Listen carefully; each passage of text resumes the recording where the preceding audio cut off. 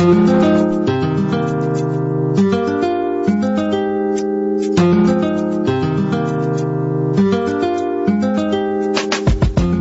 you're about to experience is one man's quest to see beyond the tumultuous period we're in and to envision what lies just beyond our grasp, yet well within our reach. Welcome to Larry Rifkin's America Trends, where the future has arrived, and it's just in time.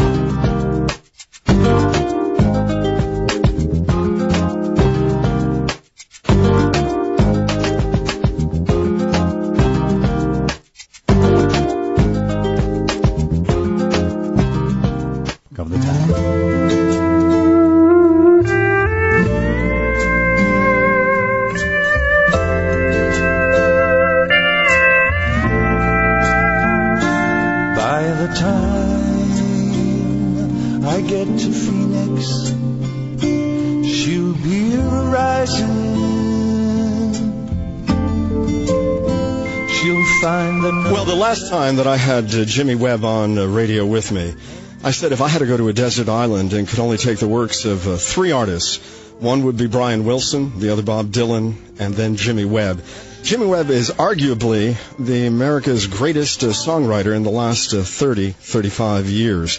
And you may not know his name as well as you know his songs. Macarthur Park, Up and Away, Didn't We, By the Time I Get to Phoenix, Galveston, The Worst That Could Happen, Wichita Lineman, and I love his own interpretation of his songs. So yes, he is a singer-songwriter. And, you know, it's hard to interview someone when you're in awe of their talents, avoiding the tendency to sound like a fawning fool.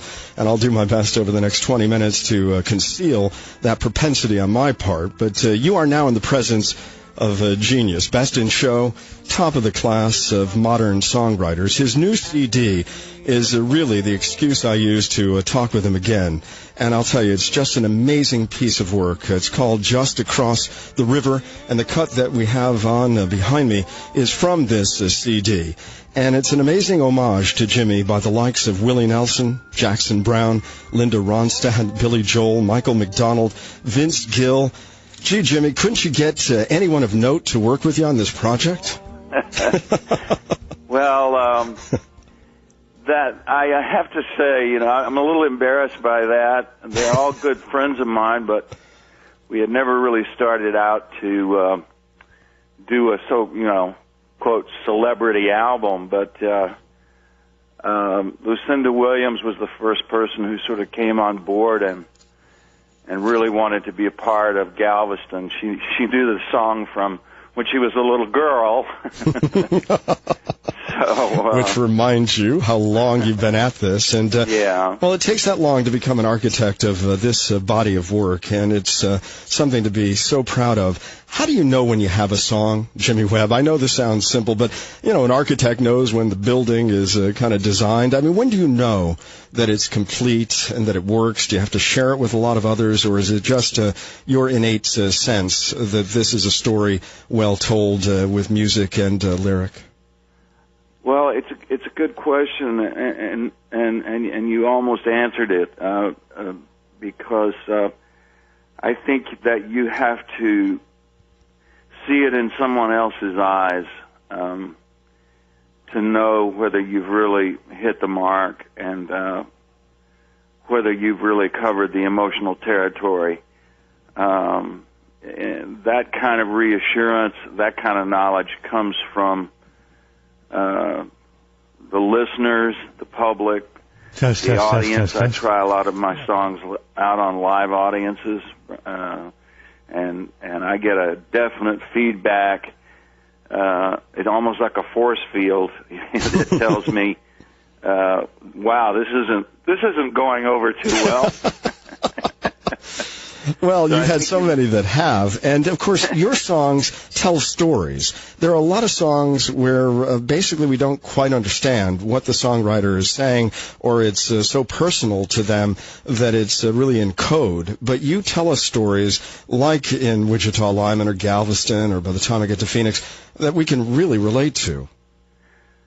I grew up in a kind of a pre-television environment where we entertained each other with music and stories after dinner, around the family hearth, so to speak. And I think that it's a great American tradition, storytelling. And I love movies, and I'm a real movie fan, and I think of my songs as movies sometimes, and try to tiny little movies, but I try to tell the story nevertheless. Oh, absolutely. You're the only artist to win Grammys for music, lyrics, and orchestration, and your lyrics are so important to the music. I mean, some of them stand out, just one line here or there that will always be part of our lexicon, of course, in Witchita Lineman, and that's one that will go on forever. Tell us about what inspired that particular lyric, I need you more than want you, and I want you for all time, for example. Well, I don't really know where it came from. But I remember one night when Billy Joel was deconstructing the song at the Songwriters Hall of Fame and kind of having a laugh at my expense, which is perfectly okay with me. He said, he says, I need her more than want her. He says, that sounds like a diss, and then he says, and I want her for all time. He says, geez, I guess he really does need her, and the audience was kind of, breaking up. I mean, it was a very funny moment. Some of them come instinctively, I guess. I can't say that I'm 100% responsible for everything that happens when I write a song. There are sometimes it seems like there are other forces that take over, and sometimes the song wants to go in a certain direction, and all of a sudden there's just a perfect line there. I'm not sure I know where it comes from. Oh, I'll tell you. And even in this new song that you have on this new CD about, just across the river where words end, I will play a little bit of that later when you leave. But it is so gorgeous. And, in the shape of my mother's face in terms of that stars and the constellation. And tell us what inspired, for example, that new material. Was that from Johnny Rivers? Yes, it came directly from him. He had just his mother, 93 years old, old country Italian mom, and there was a tremendous bond between the two of them. And he called me and said, I want you to write a song about my mother. Could you do that for me as a favor? And of course, I was deeply touched by that, and he proceeded to tell me a story about going out on his property up in Big Sur and sitting down on a big rock and kind of saying goodbye to his mother, And I pretty much transcribed the conversation. I used as much of the story that I could, accurately remember and that I thought was, appropriate for the material to create a memorial to her, and she's actually buried on the property up in Big Sur. And, that song is just remarkable. I will play part of that. Now, Michael McDonald accompanies you on this, and I have said to you in the past that I love the way you interpret your own music, and I think the time that you came on last and we were playing a tune and you said, wow, that sounds good, because you don't hear you singing songs often on the radio. I think that's unfortunate, because the emotional power of what you do with these power ballads is never best expressed by others. I think it is by the author, and that being you, and I love your voice. Thank you, man. That makes me feel good. Whether it's true or not. No, it is true. And this new CD, I don't think you ever sounded better. How did you decide who got what material on this? I mean, you're the main character in this CD, but how did you fix Willie Nelson? I love that song, by the way, If You See Me Getting Smaller. It's a fantastic tune. Well, let me play just a little taste of that so people can hear you on a new song or a song they haven't heard, and then we'll come back to the interview. Okay.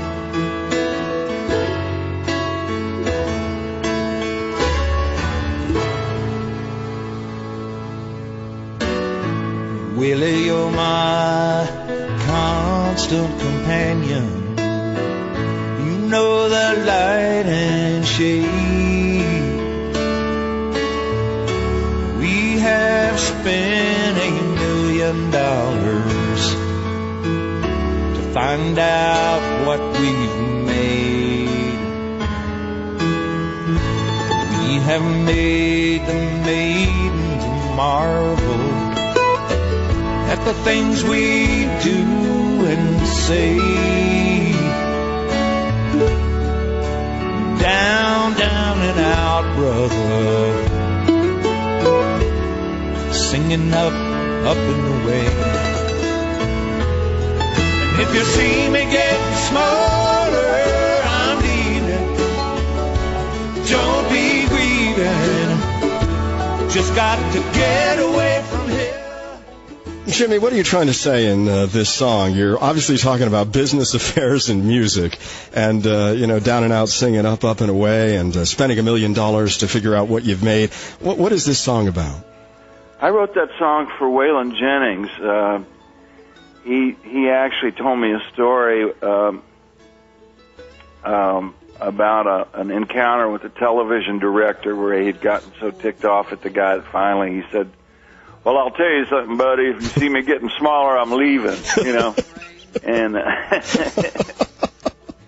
and everybody loves that story. And I kind of wrote it up, and he recorded it, and I was very close with him.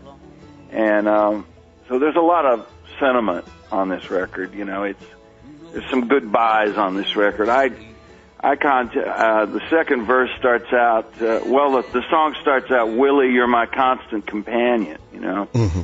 And so I had thought about contacting Willie Nelson, and somebody else did, and I ended up getting to talk to him about it, and he said, "Oh, is that song for Waylon?" And, I'd be happy and glad to come in and do that. And he came in and said, "The song is really a song about a funny story, but it's also a song about struggle, and how hard it is to really get started in this business. When things get rolling, it's a little bit easier, but at the very fringes of the record business, where not the record business anymore, is it? But I mean, at the very fringes of entertainment, there's a struggle, a day and night struggle that goes on to try to make some kind of a career." And with you've said that the fact that as a singer, you never really stood in front of a lot of your songs that became million sellers, it allowed you not to flame out like others have, and allowed you just to keep working at your craft and creating for so many different artists and making them stars. Do you have any regrets about that, or are you glad, really, in hindsight, that others have taken your material and made them the million sellers that they've been? Well, in many ways, I have to say, quite honestly, that anonymity is blessed. It does allow you to carry on your life without having every detail of your daily existence reported in the newspaper. And I have been thankful for that in my life many, many times because of things that I've seen happening to my friends in the media. I'm glad. I wouldn't trade my life for any other, simply because I've had the opportunity to work with so many wonderful, wonderful people, and they're just the best people in the world, and I'm so happy that some of them were able to join me on this record. Oh, it's an amazing piece of work, and your body of work is going to live on for such a long period of time. Do you ever think about your legacy? I mean, because these songs are just brilliant 3-minute, 4-minute, and one case at least 7-minute stories that people love to have as part of their own catalog. They say it as part of their life story as well, and whether it's Jerome Kern, whether it's Gershwin, I mean, you are in that class. And do you feel that you still have all of those great creative powers to create as you have over these many decades? What's the fire like today in your belly? Oh, I'm more excited than ever to contemplate a new project, to think of doing another just across the river, beyond the river, or to do another album like this would be something that would immediately come to mind, because I definitely have what it takes to do it. But I still have dreams that haven't come true. I've always wanted to do a Broadway show. That's eluded me. Now, you were working on A Bronx Tale the last time we spoke. What happened to that project? Well, it fizzled out, as so many of these, as so many Broadway projects do. This is the single hardest, trick to pull off in entertainment. So, it's like the Mount Everest of entertainment. So I go back to the drawing board, I come up with another idea, and I try again. Well, we're so glad that you do. And even the older songs, we had a call this morning from a gentleman who said that somebody flew the Concorde over to France, and they said, how was the ride? How fast was it? And he said, well, the truth of the matter is that when I started in New York, I was listening to Macarthur Park, and when I touched down at de Gaulle, it was just concluding. And I'm a big Concorde fan. I collect Concorde parts. Really? Yeah, oh, wow. I do. I have a very extensive Concorde collection. It's an unbelievable coincidence. Well, now you have a joke to go along with it. But Macarthur Park, when we think about that song done by a raspy-throated actor, of course it was meant for the association. It was at a time when 7-minute records were just not in vogue, or have they ever. But tell us what that story is about. So that's one that still is cloaked in some mystery. Well, it's not a mystery. In those days, analog recordings would only contain a finite number of songs, just because the grooves, as you got towards the middle of the records, the grooves became so tiny and close together that the audio performance began to suffer. When I took the song into the association, they were at the very end of an album, and they had asked for another song, and Bones Howe had said to me, make it classical, and somehow we ended up with this very long piece, and it just simply physically would not fit on the record. It wasn't like today when you can slam 1,000 songs on a little chip, and put it in your pocket. I think they would have done it. I think they would have done a great job on it. But in retrospect, I'm really glad that I was able to do it with my, close friend and big brother almost, Richard Harris, and for him to be able to have a hit record with it, Jimmy Webb. It was very important to him to be a pop star. And it was a fantastic experience to go through that with Richard. And I would do it all over again, really. Well, aside from all the incredible music that you've left behind, you've also left behind a primer for future aspiring songwriters in Tunesmith, a book that continues to really help so many others understand the craft of writing a song. And you explain so many things in that book. One, that there are 32 colors that the sky can be, that people need to expand their palette when they're writing and their lyrical sensibilities. How proud are you of that work? Well, it's over time proven itself to be of use to a lot of people, and so in that sense, I'm very gratified and grateful just that it's been useful to others. It's still in print. People still bring it up to me after concerts here and there and say, would you sign this? Thank you for writing this book. It's almost worth taking 4 years out of my life. I almost completely stopped writing. But I was just doing Tunesmith for so long. But I think that you have to give something back, and I started that book as a kind of a primer for my sons, my 5 sons who are all involved in music, and it expanded into this rather large book, and I learned a great deal from it. I think I learned more from writing Tunesmith than anyone. Well, Jimmy Webb, I'll tell you, whether it is the book or the catalog, you leave behind, for those who aspire to the great artistry of songwriting, the best in show. You really do. And I am inspired listening to your music to this day, and will continue to throughout my life. And I thank you so much for all your contributions. I am going to play a bit of Where Words End. I think it's just such a gorgeous song with Michael McDonald. Thank you for this new CD, of course, called Just Across the River. And we do hope that you will be writing that Broadway musical in the near term, and we'd love to be there and see it performed. Larry, I appreciate your enthusiasm. You make me feel like jumping off the couch and going into the piano. Okay, well, thank you, Jimmy. Please do that. I'm sure it'll be a brilliant creation. Thanks again. Have a wonderful afternoon. Thanks.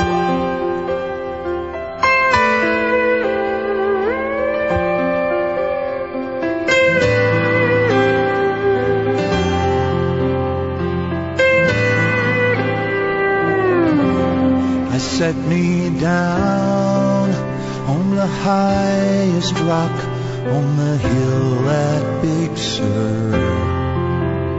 It was dark and all the stars were spread out wide, as white as my love for her. I was sure that I was falling. I felt time and space extend, and I thought I heard her calling from the place where words end. Okay, that was the interview with Jimmy Webb, and just a taste of Where Words End, written, of course, for Johnny Rivers when he lost his mother. An incredible collection, Just Across the River, and it does have Galveston, Witchita Lineman, By the Time I Get to Phoenix, All I Know, some of the great tunes. So thank you, Jimmy Webb, for being with us today. I hope you enjoyed that as much as I did. If you liked this episode, please leave us a kind rating or review.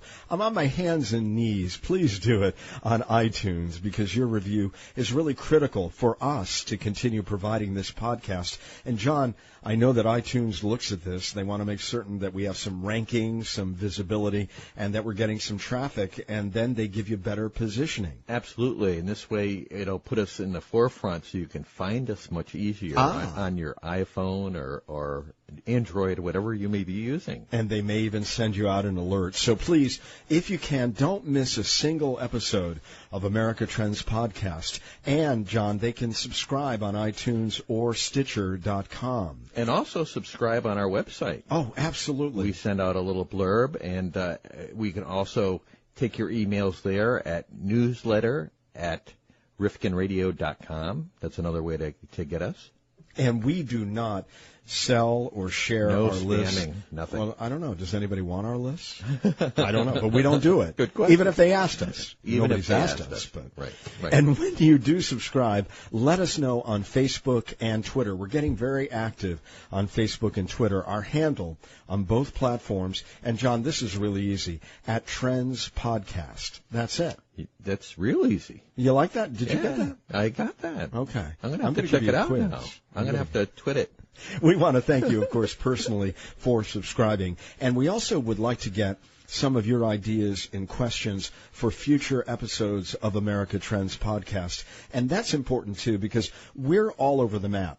Our interest editorially in the future, John, has no bounds. But we want to know what it is that you'd like to hear from us. If there was a segment that you'd like to see us follow up on, or if there's something in depth that you'd like us to deal with, please let us know that, too. We're looking at the future. There's so much we can look at. Yeah, and the topics that we've dealt with, I mean, we have gotten such incredible guests over the recent period, but they're only going to come to us if they know we've got an engaged and interactive audience. Absolutely. So it's really important that you become part of this podcast in so many different ways that we're sharing with you today. You're absolutely right. We need your support and your help and your reviews. And your ideas. And ideas. Or questions on Facebook and Twitter. And by the way, you can direct message us at Trends Podcast or using the hashtag Trends Podcast. You can also add an email address if you have a public one that you'd like us to give out.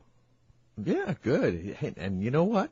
We didn't mention Amazon. Oh, yes. We have an Amazon store. Yes. And so if you go up, you don't have to buy the things that might be highlighted at that particular time. You can buy any book, and there's some benefit that comes back Just to put us. what you're looking at in the little search engine block there, and it'll take you right to Amazon, and it'll help us out. Absolutely. And it doesn't really cost you anything more because they have built that into their pricing structure. So we get a little taste, and you get more programming like this, and you get the item that you were looking for. So it works for all of us. It's a win-win. Absolutely. Win-win-win. Win-win-win. So for more information on America Trends and for the latest updates on upcoming episodes, be sure to like our page on Facebook and follow us on Twitter. You can find us at Trends Podcast. And again, you can find John and I here in our studio performing as best we can for you. That's right. And Let us out. What's that? Let us out. Let us out. No one is. Hey, listen, thank you so much for joining us today on America Trends. We'll see you next time. We hope to hear from you soon. Oh, by the way, we are posting all the time, and we're posting on Tuesdays and Thursdays. Good point. So just be aware, if you're looking for new episodes, they're coming on Tuesdays and Thursdays. When you wake up, before you go out on your jog or your walk and you want to take us with you, we'll be there for you. Very good. All right. Have a great day.